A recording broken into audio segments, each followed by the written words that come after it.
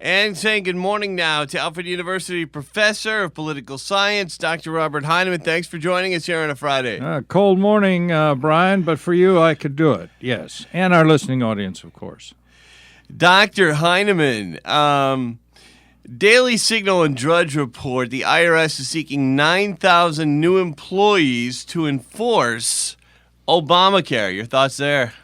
Well, it's important, I think, that those of us who are long-term filers and such not be hung up by using the usual people to try to get ours through, try to get Obamacare through on ours as well.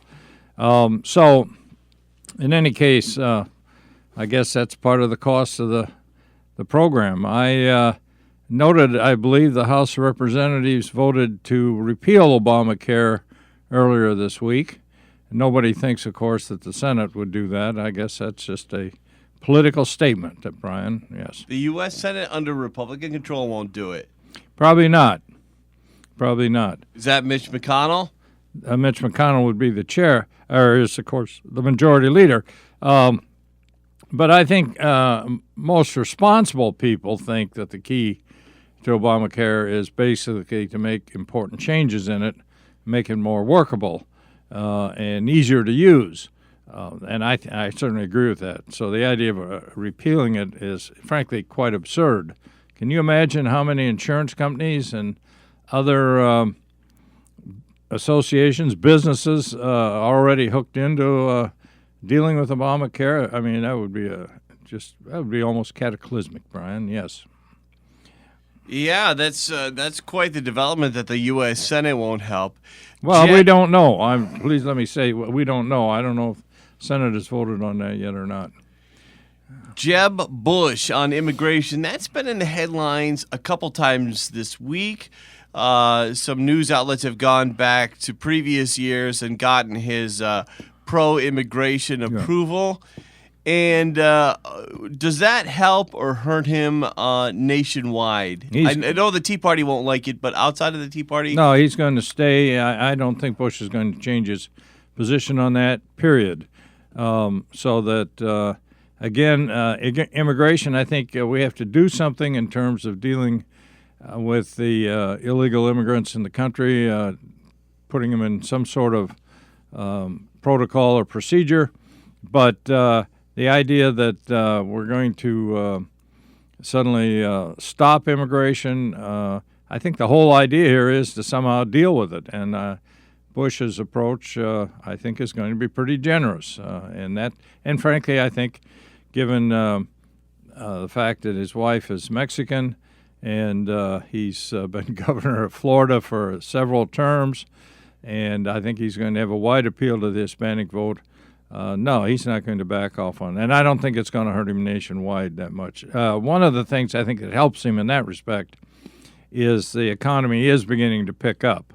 And so in terms of unemployment and job growth, I think the idea that somehow all these immigrants are robbing us of job opportunities drops off dramatically in terms of impact. And the fact is, what do you think our unemployment rate would be if we didn't have these immigrants in this country? I mean, it'd be down in 1% and 2%. So the idea that somehow they're affecting us that negatively, I think, is just incorrect. It's, again, part of the hyperbole that is bouncing around the media today, Brian. Well, Dr. Heineman, since we last met, Mitt Romney is out. Well, I think the important point there is basically what it does to the rest of the field. Obviously, Romney withdrawing takes out one of the leading candidates. But I must say, in all frankness, even though I support him and support him strongly, his chances of winning the nomination, a long shot, and winning the presidency, well, I don't know. If he won the nomination, he might be able to carry the presidency this time around. But it would be a long shot. I mean, again, I've said many times that beating Jeb Bush is going to be very difficult for anybody in the Republican Party in terms of the nomination. Scott Walker is coming on very strong right now, and you could see at this point something looking like a Bush Walker ticket, which I think would be a pretty powerful combination. And in terms of the press and the Clintons trying their best to undercut Bush and Walker, I think it's going to take a lot of really nasty work on their part to be able to do that. Walker, having run for governor once and then been involved in a recall effort to remove him as governor, and then going on and winning re-election again.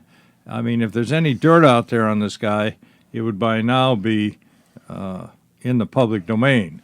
So I think in terms of that, he's clean. You may disagree with his approach to things, and he's certainly capable of shooting himself in the foot. In the meantime, I see he's attacking college professors now, which, of course, is outrageous. But so if he's careful, I think he's going to be pretty viable as we go down the pike. And, of course, Bush has this huge calamity. I must say, I did see something on Drudge the other day, Brian, which I thought was kind of humorous. What's that? Well, someone said this gives a new meaning to the Bush family's pledge to leave no child behind. So I don't know. It's as you know, that is their pledge for education. I guess it could well mean bringing Jeb on board too. I don't know.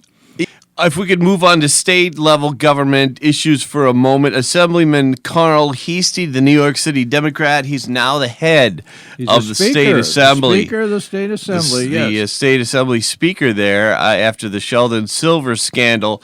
Wondering your thoughts there, Dr. Heineman, and also do you think that there will be a resignation of State Senate Majority Leader Republican Dean Skelos? Well, you have two questions there. We probably should take them one at a time. Brian. Heastie first. Heastie, okay. Well, I think Heastie, we don't know much about the guy.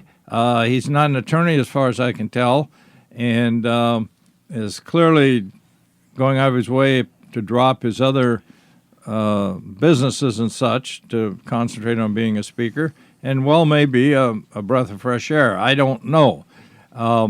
But the whole Albany clique has a way of just kind of, after a while, in taking control of whoever steps in there and has some fresh ideas. I do think, though, the idea of him representing upstate New York is, frankly, a little far-fetched. Again, it shows the power of downstate, and it shows the division in New York State between upstate and downstate. I frankly don't. I think he has little care about upstate. He says he's going to visit up here. Well, that would be nice.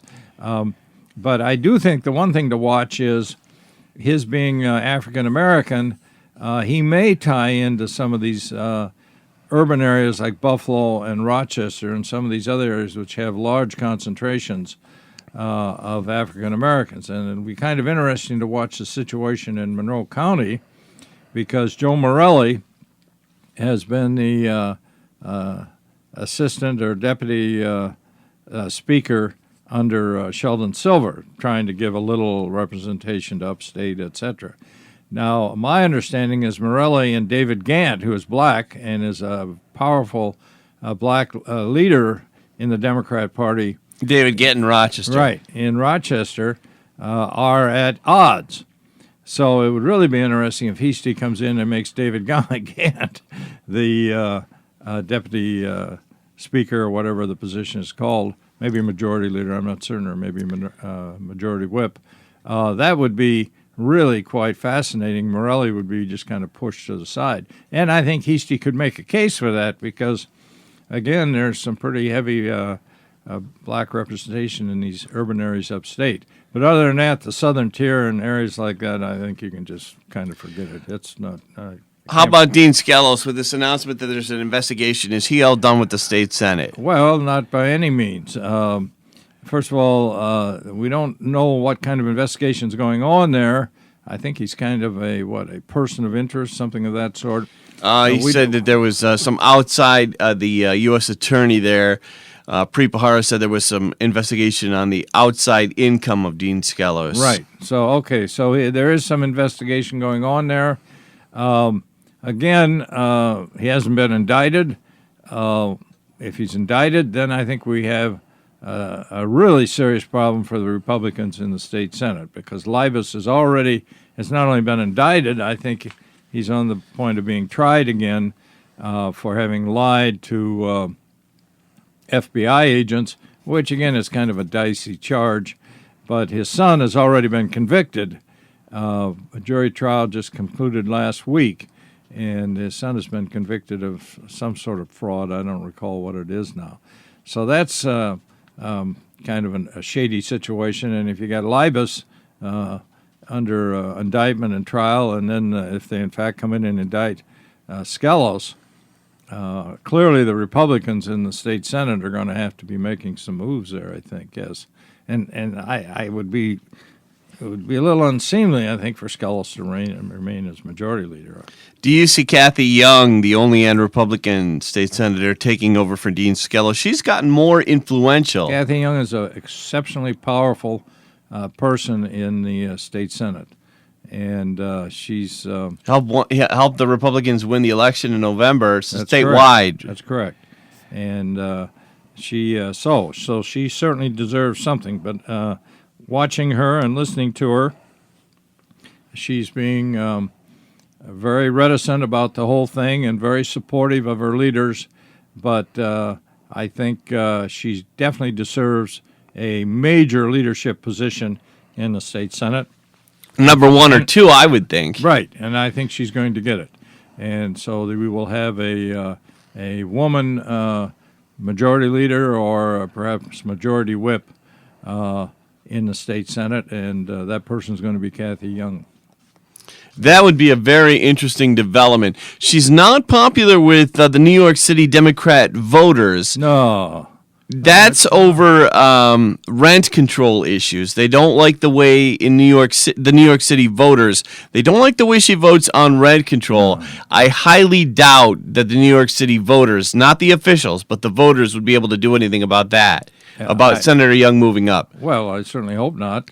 We don't want New York City tenants deciding us in Western New York what we're going to do. Who's going to be there? The advantage of her moving into a leadership position is that we would at least have somebody speaking for Western New York with a certain amount of clout, and that would be very important. So it's something to watch. And again, I've never heard her say a word one way or another on that, publicly or privately. But the rest of us are watching this pretty closely and think that she deserves quite a bit more than what she's gotten so far, yeah. The Republicans in the governor's race, now that's a long ways away. You mean what Republican? The Republicans governors in the governor's. Do you see Senator Young, if she doesn't get the Senate position, which I'll be dead by then. Are you kidding me? Do you see someone like a Senator Young or a Senator O'Mara ever running for governor? Well, no. The facts, the demographics are clear, and the downstate area just is far too dominant in this state for somebody like that to run. Now, they could run, don't get me wrong. They could certainly run for governor, like Golisano has run for governor and some of the others, but the downstate vote is just overwhelming these days, and now, perhaps as lieutenant governor, as Kathy Hochul from Buffalo is lieutenant governor, and frankly adds a lot to the ticket. I don't think there's any question about it. But if Hochul were to end up governor and then try to run for election, I think, again, that'd be a very heavy lift for her to pull that off. Now, some are speculating some of the writers speculating and even hoping that Governor Andrew Cuomo will have to step down because of the Prepahara investigations. Do you see Kathy Hochul, the lieutenant governor, becoming the next accidental governor, as David Patterson had to for Elliot Spitzer? Well, I think if Cuomo has to step down, obviously that's who's going to step in. I think the more likely possibility here is that Cuomo is going to begin to bubble up as a candidate at the national level, and so that he could well be a potential candidate for the Democrat presidential nomination. I think the Clinton thing is wearing very thin with the public, although the polls again show her way up versus some of these other possible candidates. But again, a lot of that is simply name recognition at this point. But she's carrying a lot of baggage with her, and the Obama people hate her, and so you already begin to see them leaking communications of one sort or another, which put her in a bad light. And there's plenty of other things out there that put her in a bad light. I think she's increasingly going to have more and more obstacles to deal with, some of which are going to be put up by our own party. And so the question is then, who can possibly be a candidate for the presidency? And obviously, although Joe Biden thinks he's the guy, I'd say, what is he's in his 70s already, and Hillary would be 69 if she ran. That would be the oldest person running for not running. Obviously, McCain was older than that, and so was Dole. But the point is, Cuomo, major state base, some reasonable conservative moderate credentials would be a possibility. And Elizabeth Warren, of course, would be another from Massachusetts. Now, Douglas Kennedy, the son of Robert F. Kennedy Sr. and the brother of Carrie Kennedy, the ex-wife of Governor Andrew Cuomo, Douglas Kennedy recently said no, Andrew Cuomo no longer has any potential for the national scene. What do you mean, potential or ambition? Potential. No, he's all done. No, not by Douglas Kennedy's wrong on that one? Oh, yeah, absolutely. No, I don't know where else you would look. And the point about Elizabeth Warren that I would make is this electing senators to the presidency is not a good way to go. I just cannot. Now, obviously, Obama demonstrates that. Jack Kennedy was a senator. And frankly, he wasn't much as a president. I know people get very unhappy when you say that, but frankly, he wasn't. I think you have to have somebody who has some major administrative experience of some sort, and that almost always is an ex-governor. Although you could have a vice president, obviously, could move into the presidency pretty easily. So that's what hurts Elizabeth Warren, I think, although I think she's very bright and very liberal. But she Cuomo seems to be, he has the credentials as a governor, and now he's just a two-term governor, and I think people are going to have to begin to look toward him. Elizabeth Warren is sort of the Zephyr Teachout at the national That's level, correct. I would say. Yes, more liberal than Hillary in Right. the way that Zephyr Teachout was more liberal than Governor Andrew Cuomo. Yeah, and I think Warren, and I think this is accurate, sees herself as beholden to no corporate interests or anything of that sort, and I think that's true. I think she's a real independent in that sense. But in my eyes, and I think in the eyes of a lot of the country, way too liberal. Well, that doesn't mean she's not intelligent. She is intelligent, and Elizabeth Warren. Yes, absolutely. She's, I think, a potential threat for the Hillary or for the Clinton camp. Yeah. And you think that Hillary has no chance at this point, age-wise and other reasons? No, I think she does have a chance. Don't. Okay. I was gathering. I'd say the chance is getting less and less. But right now, obviously, she's the inevitable candidate. Go get him, Hillary. But she's disappeared from the public eye for the last 6 weeks or longer in the United States. And why has she? Why haven't we seen her out making speeches and pushing this and that? And you get these notes from the campaign, et cetera, while she's planning strategy, et cetera, et cetera. No, I think she took a whipping in the November election. Almost all the candidates she supported lost. And now the Obama people are beginning to leak out these other documents, and there may be some heavier stuff coming out that she's worried about. Plus, I think her health is an issue that I've always been very suspicious about. So where she's going to end up here, I'm not quite certain. Final question for you, Dr. Heineman. Loretta Lynch, Right. going for the U.S. Attorney General's campaign. Any thoughts there? Well, I don't know. I think she might be pretty good, actually. I don't think she's going to be nearly as minority-oriented as Holder was. Holder is probably the most minority-oriented attorney general we've had. His concern about voting rights and all this other potential discrimination and such, and his rather lackluster performance with regard to Ferguson, not particularly helpful in a lot of ways. On the other hand, in terms of white-collar crime and some of these other issues, Holder was pretty aggressive and fairly effective. So these things balance out in a way. I don't know. I know very little about Lynch. I know she was a prosecutor, so she might be quite good. I don't know how bright she is. I would have thought Preet Bharara would have been the most fair choice. It's Preet Bharara because he's tough on. He's a Democrat, but he's tough on both parties. Yeah, no question about that. And I think somewhere along the line, this guy is obviously going to be headed toward a higher office of some sort. But again, I don't know. I don't know in terms of listening to him in the public and such. Although, again, he's made a number of public statements recently. I guess I haven't heard them. Okay. There's a guy that's definitely making a reputation. He could run for governor or something like that. I mean, that's quite possible. Dr. Robert Heineman, just about out of time. Any final thoughts before we go? No, not much else. Things are pretty quiet, except for the Middle East. Life is almost normal in the United States these days. People will have to adjust, I guess. Dr. Heineman, thanks for joining us. My pleasure.